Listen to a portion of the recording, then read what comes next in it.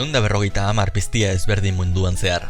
Bakoitza bere sprite artearekin, bere mugimendu zerrendarekin, bere mota indar eta makaluneekin, bere estatistika banaketarekin eta bere Pokédexeko deskribapenarekin.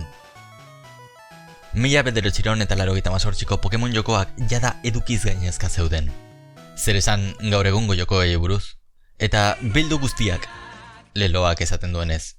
Bildu bai, baina hobeduzu horien artean 6 hautatu eta gainerako eta zahaztu. Borrokaldi bakoitza irabazi ostean, lortutako esperientzia puntuak parte hartu duten Pokemon guztien artean banatzen dira. Nahikoa esperientzia puntu lortzerakoan hauek mailaz igoaraziz eta haien estatistikak hobetuz. Nolabaiteko bideo-jokoa izango balitz bezala. Honek dinamika interesgarria sortzen du. Askotan borrokaldirako aproposena ez den Pokemona erabiltzea komeni duzulako, esperientzia puntuei ahal bezain etekin handia ateratzeko. Baina zein Pokemon erabili nahi duzun hautatzerakoan, honen erabaki bikia ere hartu behar duzu. Zein Pokemon ez erabili. Jokoak aurkezten dituen erronkei aurre egiteko ezinbestekoa da talde indartsu baten buru izatea. Baina jokoan zehar aurkitzen dituzun piztia guztiak erabiltzen bazijoaz, ez duzu bakar bat ere nahikoa indartsua edukiko jokoa garaitzeko. 150 piztia ezberdin munduan zehar, baina gehienak etxa egiza baino ez dituzu ikusiko. 2000 urtean Pokemon Stadium ailegatu zen Europako kontsoletara. Jokoak zekarren transfer pack periferikoari esker, jokalariek haien Gameboyetako Pokemon maitatuak Nintendo 64ak irudikatu zitzazkeen irudimentzioetako borrokaldi txundigarrietan erabili zitzazketen. Baina hori ez da niri interesgarria egiten zaidana. Gaur, alokairu Pokemonei buruz hitz egin nahi dut. Jokoak Pokemon guztiak ditu hautagarri, estatistika eta mugimendu aurrea ezarriekin. Haien artean 6 hautatu behar dituzu zure taldea osatzeko eta hainbat entrenatzaile bata bestearen ostean garaitu galdu barik. Ezin duzu zure taldea aldatu 4 entrenatzaile guztiak garaitu arte. Beraz, ezinbestekoa da talde orekatua eraikitzea. Eta orekari dagokionez, garatzaileek ahalegina egin zuten Pokemon guztiak parekoak izan zitezen.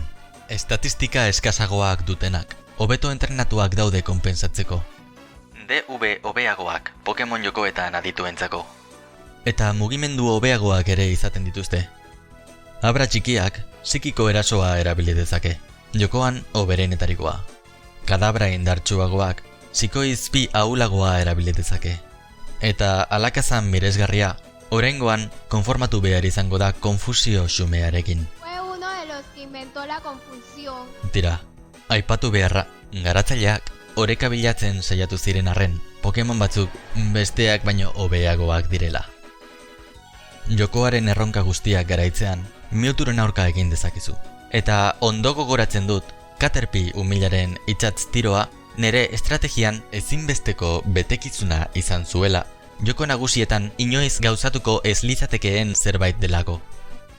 Arrazoizkoa da nere ustez. Garatzaileek jolasteko estrategien aniztasuna sustatzea garrantzizkoa zela ondorio ostatu zutela pentsatzea.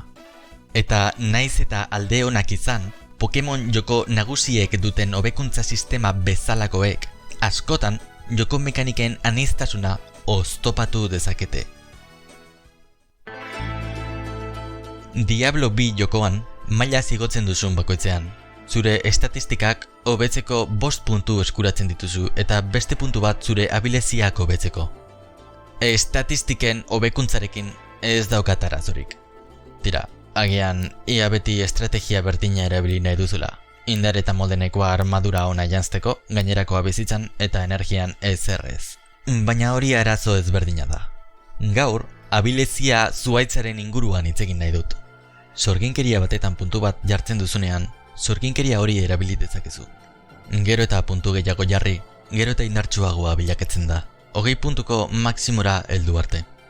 Baina magiek badaukate sinergia sistema. Zuhaitzeko magia batzuetan puntuak jartzeak, beste magia batzuk hobetu ditzazke. Ederki, sinergia sistemak hainbat abilezia ezberdin erabiltzera bultzatzen du jokalaria, ez da? Ez, sinergia eskaintzen duten sorginkeria asko, erabili nahi duzunaren bertsio ahulagoak baino ez dira. Zertarako erabili izotz gezia, izotz erauntzia erabili dezakedanean. Babeserako hiru sorginkeria hauek elkarrekin sinergia dute, baina ezin duzu bat baino gehiago aktibatu aldi berean. Diablo biren hobekuntza sistemak bi arazo dauzka nire ustez. Lehena, abilezia bakoitzari punto bakarra jartzearekin ez dela nahikoa, eta maila zigotzean abilezia berdinari puntuak behin eta berriz ezartzea komeni zaizula. Maila zigotzen duzun bakoitzean, zure pertsonaiak egiten duena, gero eta eraginkorragoa da. Baina beti egingo du gauza bera. Eta bigarrena, abilezia asko haien sinergia abilezien bertsio hobetuak direla. Eta antzeko zeregina dutenez, zenbaki handienak dituen sorginkeria hautatzea da aukera zuzena.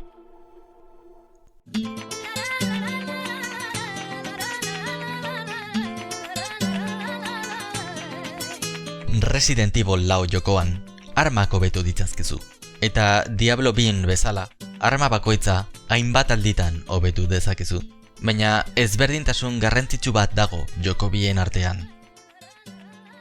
Egoera hontan, berdin du zenbat hobekuntza jarri dizkiodan errifleari edo pistolari. Salbatu nazakeen arma bakarra eskopeta da, aurrean ditudan zombi guztiak bultzatzen dituelako. Arma bakoitzak abantaila eta desabantaila oso nabarmenduak ditu. Ez dut hautatu behar zenbaki handienak dituen arma, baizik eta ezaugarri berezi egokiak dituena.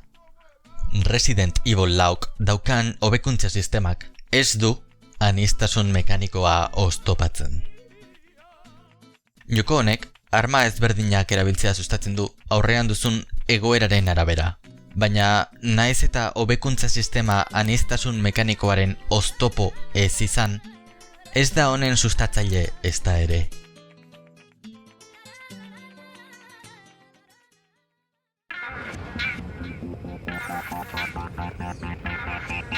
Ratchet eta Clank Big armak hobetzeko modua aldatu zuen. Aurreko jokoan, munduetan zehar izkutatutako urrezko torloiuak erabili zenitzazkeen urrezko armak lortzeko.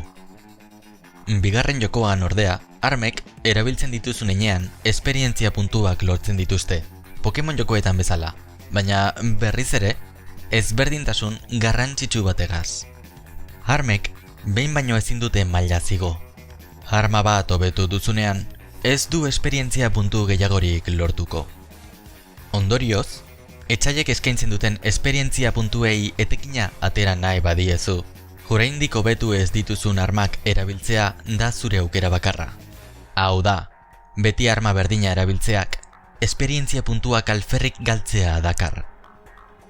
Hobekuntza sistema honek ez bakarrik ez du aniztasun mekanikoa oztopatzen, baizik eta sustatu ere egiten du.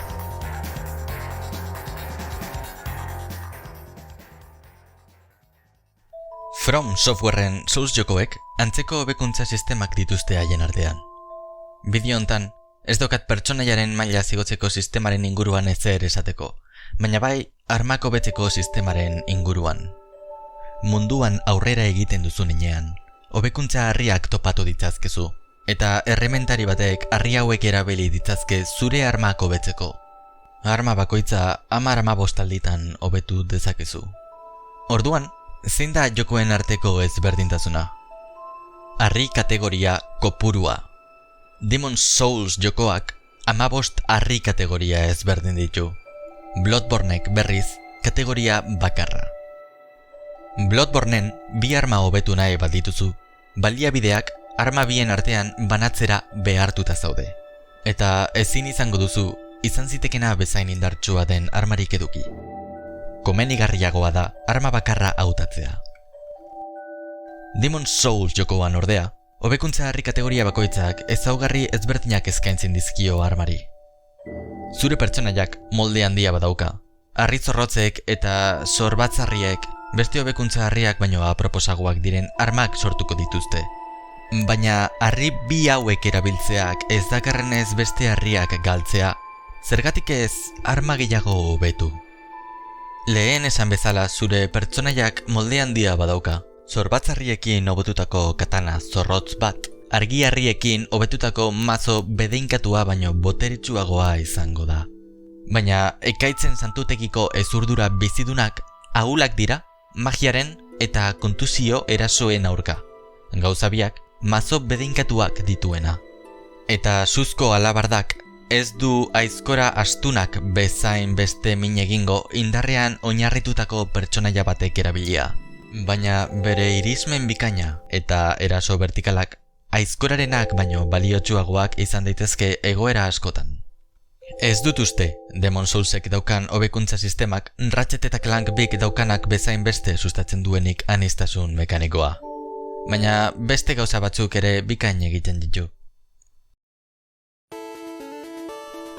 Gaur, hainbat bideojokoek egiten dituzten atsegin ez ditudan gauzak aipatu ditut. Baina aipatu ditudan bideojoko guztiak asko atsegin ditut orokorrean. Gainera, aniztasun mekanikoa, neuk beste gauza batzuen gainetik balio esten dudan zeo zer da, baina honen sustapenak ez du zertan joko hobeagoak sortu behar beste hainbat jokalarientzako. Kontua da, Diablo 3k abilezia sistema berreraiki zuela, eta oraingoan pertsonaiek magia guztiak erabili zitzazketenez, bakoitzaren pertsonaiek nortasuna galdu zutela.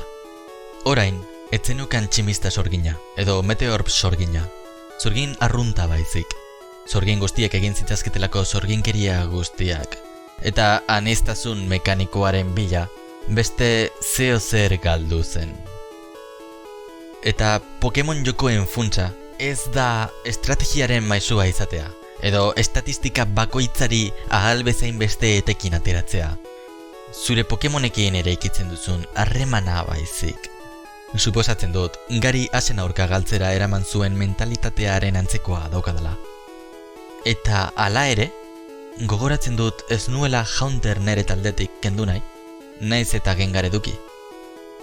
Izan daiteke, joko garatzaile hoberenek, estatistika eta joko sistema konplexuak baino oinarrizkoagoa den zeo zer ulertzen dutela.